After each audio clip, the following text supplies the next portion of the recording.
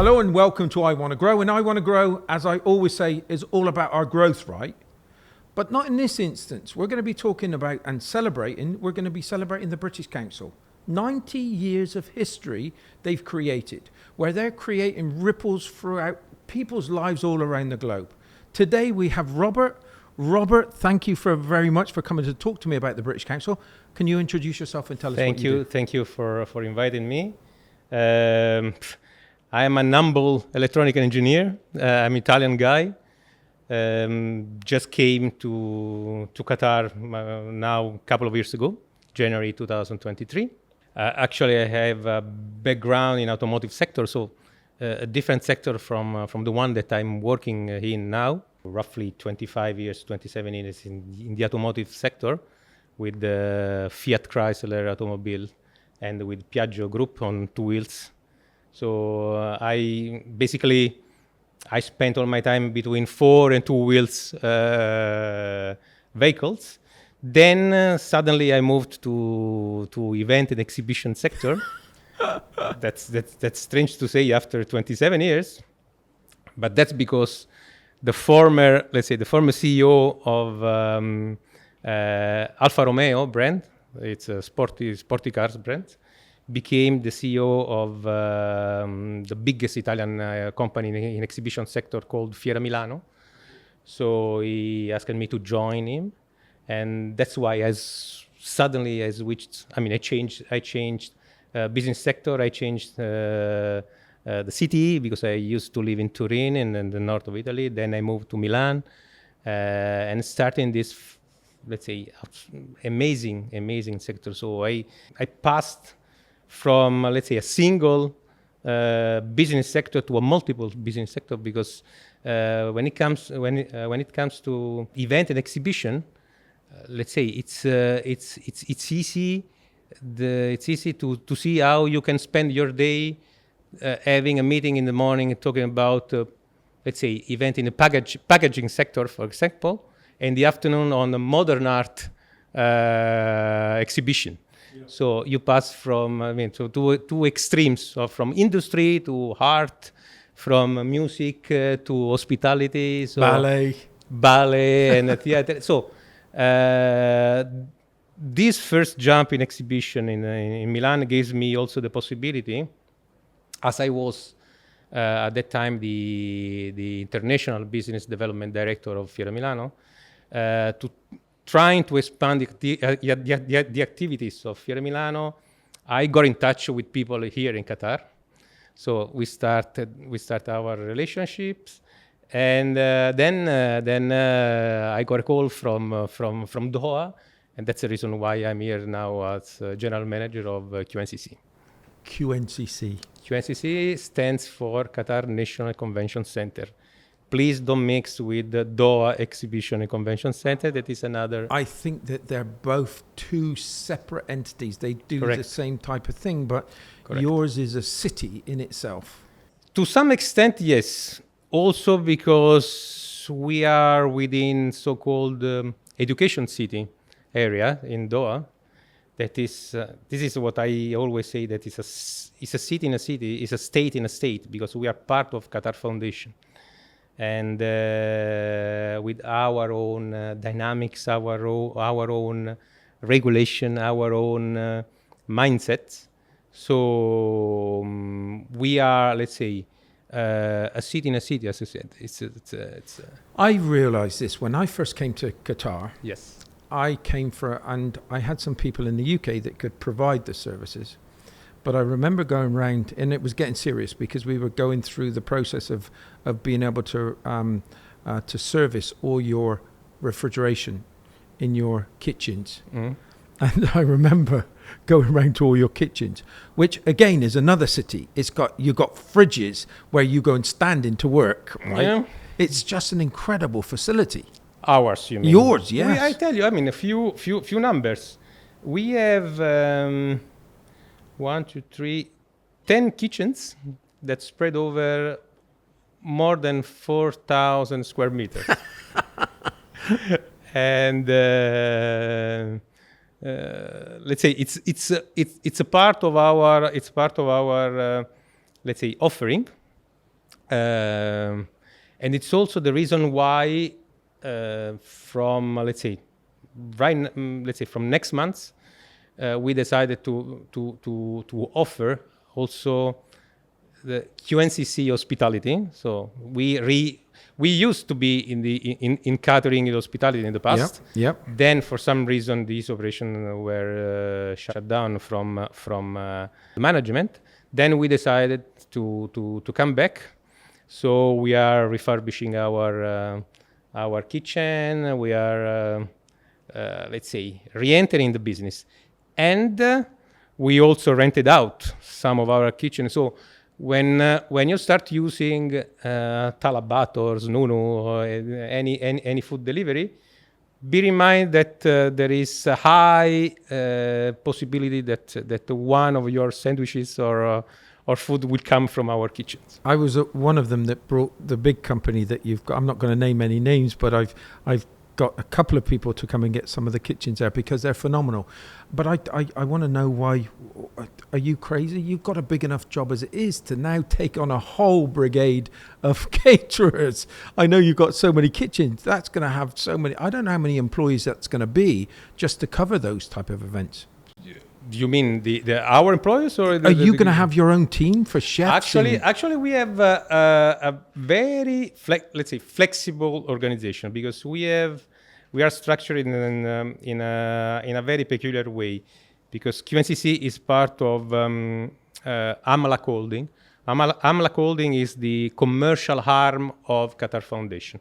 So as Amlak, we manage certain asset of Qatar Foundation, not only QNCC. Also, there is a residential building called Tower 44 in West Bay. Yep. We have the Education City Golf Club, just close by the QNCC. And then we manage some other assets like, lands, restaurants, and so on. So we as QNCC, we are part of Amlak Holding, and we don't have that many employees. We are roughly 60 people on permanent basis, but we are, growing and reducing our workforce when the events and when the seasonality requires. So we have several call-off agreement with manpower providers. So we somehow are able to be, to be flexible in this. And this is very important because the event sector, and especially in the case of QNCC, where we don't organize our own events, but we simply host events, our portfolio is heavily, reliant on third parties and organizers. Events. So our portfolio is fluctuating along the years. So we don't have a steady portfolio. That means that we cannot have a steady workforce, because otherwise in the low season period we will have a heavy weight of our payroll. So we need to be flexible in this. Another pillar of my strategy is to enter in the event organization, not exactly just to fill the gaps that we have along the year. Yeah. So to be more stable in our portfolio. I was lucky enough, and this is going to lead into our story today, right? But it's leading into it. I went to an event the other week. I thought that the event that you had was phenomenal. I don't know how many square meters that you occupied, but it was quite impressive with everybody that was involved there. And then I went to the gala dinner at the end. I was lucky enough to be a moderator on a panel there, and I haven't seen a setup like that in Qatar in all my time. It was so professional, so classy, so everything. We also have to be completely honest. We also have to thank our partners. Of course, it's not completely ours. But you're driving this business into there, which I thought was admirable. So it looked fantastic. And then I saw the gala dinner where it run like clockwork, with all the kitchens you've got, with all the things. But that dinner, which I think it was must have been about 300 people. I wasn't there. I'm sorry, it but was I didn't. Phenomenal. phenomenal. Everything was perfect with the service, with the clearing down, with the people going round for drinks. It was fantastic, and I just got to give you compliments for that. I've been to several events within your establishment. I saw you when you first arrived. I met you when you first arrived, and what you've done there is incredible with you and your team. Thank you very much. And to be able to operate it from in fluctuations, where all of a sudden you've got all these different events on to next to nothing, it would be an operational nightmare. So my hat is well and truly off for you. So that's the first part of the story. The second part of the story is to find out exactly how you've been working with the British Council, because it looks like it's been a great relationship. It's you know what? It's I'm very proud of this, because this was one the long-term agreement that we found with the British Council was one of my first achievement since I joined QNCC, and for us it's really a significant milestones in our strategy for, let's say, to enhance our portfolio for educational and professional services. When you, let's say, can provide let's say a very well known and international recognized language testing facilities, you feel that you are contributing to the development of let's say the skills and the competitiveness of a workforce in Qatar.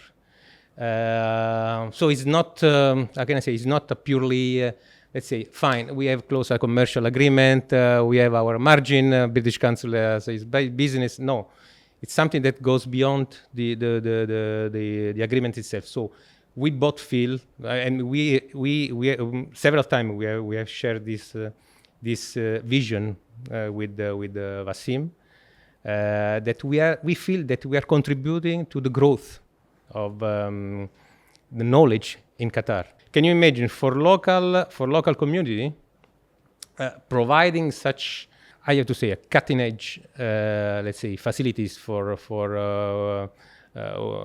worldwide recognized testing is it's very important for local community, because this is avoiding for them to take extensive travel to get that international certifications. So they can have them here, right, in Qatar. So for local communities, the contribution is huge. Internationally wise, it helps QNCC to be recognized as a trusted partner for, let's say, not event, but for professional services like this. And last but not least, we are helping also, I feel that we are helping Qatar itself to be recognized as a leader when it comes to organize, to talk about international education initiatives. So for us, it's very important, this relationship with the British Council. And with you, how did you come across the British Council? When was it the first time you really thought to yourself, hold on a second, this has got something that we could get involved with? It's a nice question. When I joined QNCC, the first thing I did was to call my sales manager and to ask one by one which was the cold, warm, and hot prospect that they had. So we came across all the portfolio. At that time, we had two, three, let's say, potential prospects, potential deals that I didn't want to miss at all, and British Council was one of these. So they already had a talk with the British Council, but I try to be more, let's say, demanding and pushing on this, and inshallah we were able to close the deal with them. Now we have a multiple years agreement with British Council, and I'm very proud of it. That's a great sentiment. You're very proud of it. I've been very proud this week in listening to the stories from Qataris, and we're talking. I don't want to mention his age, but I think he was a little bit older than me when he was talking about his father and his fathers, where they were part of the British Council, and they were they taught their children, and the children got taught by them, and now their kids get taught by the British Council.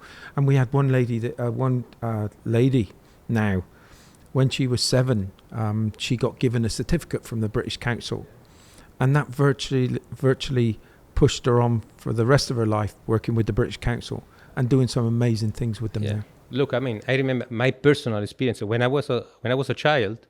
I was born in the south of Italy, in a city called Napoli, and the British Council was there, and but there were also tens of other schools. And for us, I mean, attending a course at British Council was something totally different than attending in other, let's say, other language courses. Because for us, British Council meant, let's say, to give a sort of stamp on the quality of teaching. Yeah. And the one thing again is the team. You talk about team. You've got to be managing a great team. But you brought up Wasim's name. Their team is fantastic. They really do go out and try to make that huge the difference they're making is a huge difference. But they're connecting people.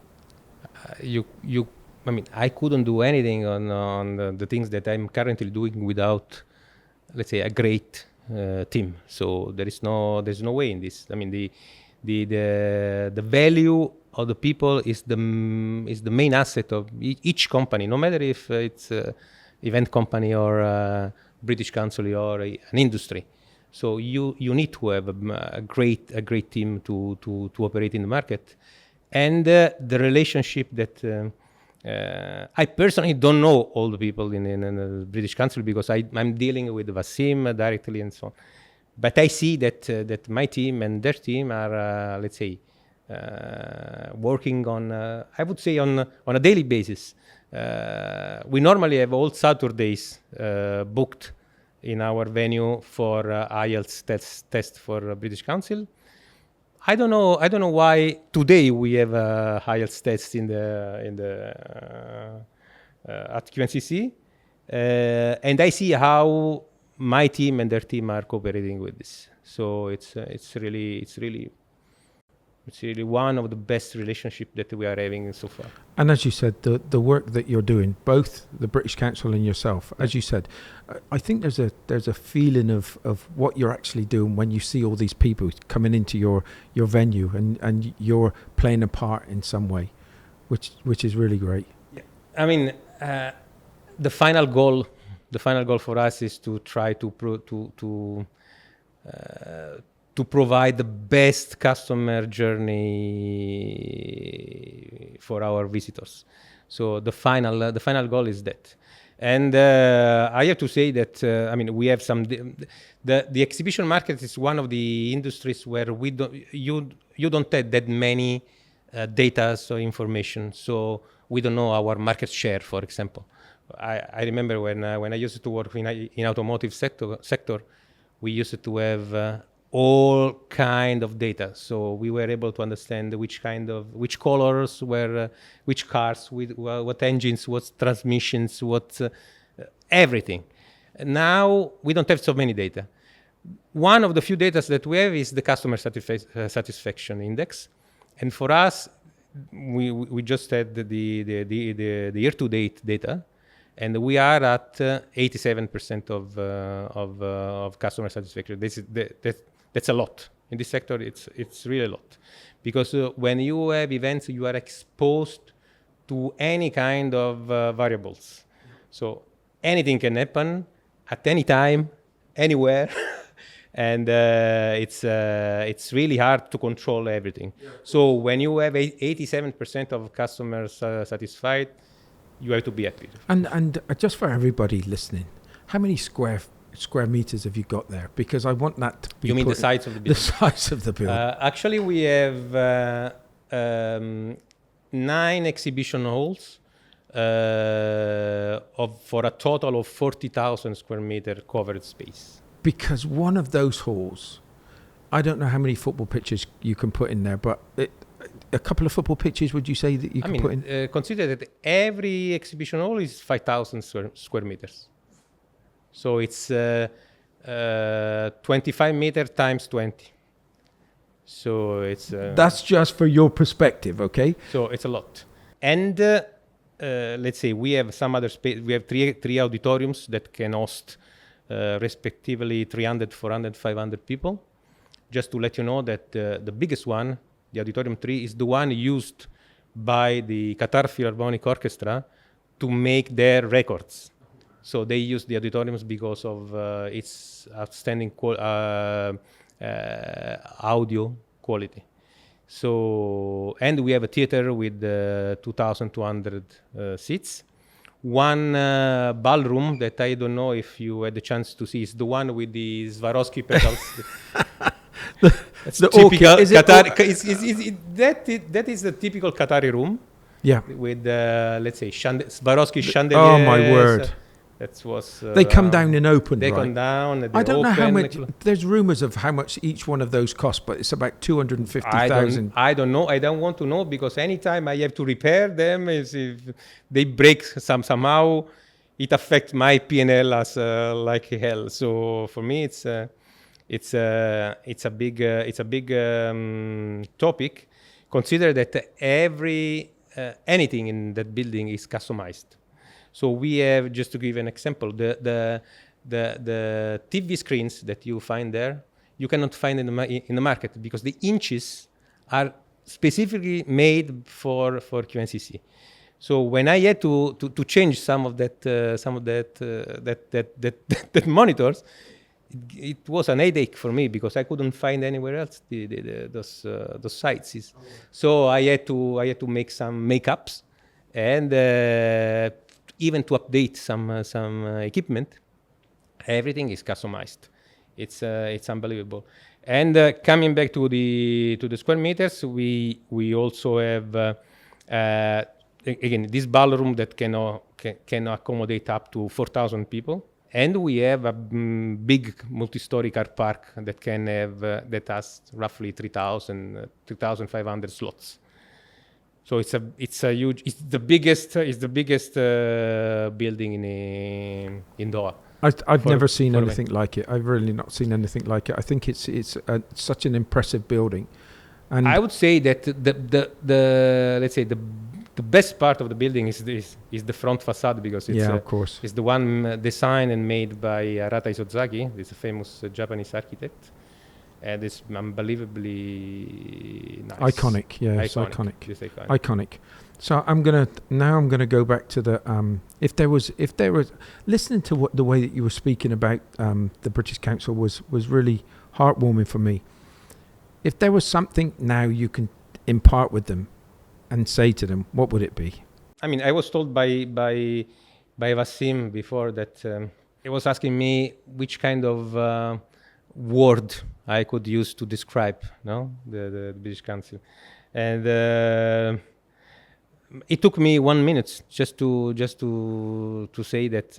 I mean, for me, the words that better describe the British Council is empowerment. Empowerment because, let's say, for individuals, British Council empowers them by providing a world-class let's say certification, and this will enhance the prospect for the locals, and opens the door for further educational let's say development for them. It empowers us because it gives us a lot of a sort of let's say certification that we are a reference in the business for that kind of educational services, and empowers the country itself because it's the presence of a British Council means a lot for countries like Qatar because it's let's say the English itself is not purely one of the languages. It's a language. It's the worldwide. It's a business language. It's the worldwide language. So it's really important. So there is. I can only wish myself and British Council that we can only, let's say, extend our cooperation and even enlarge our cooperation. I mean, I'm fully, ready to create altogether any kind of educational initiatives that we can provide. Look, at the end of the day, QNCC is, I told you before, is in the middle of education city in Doha. And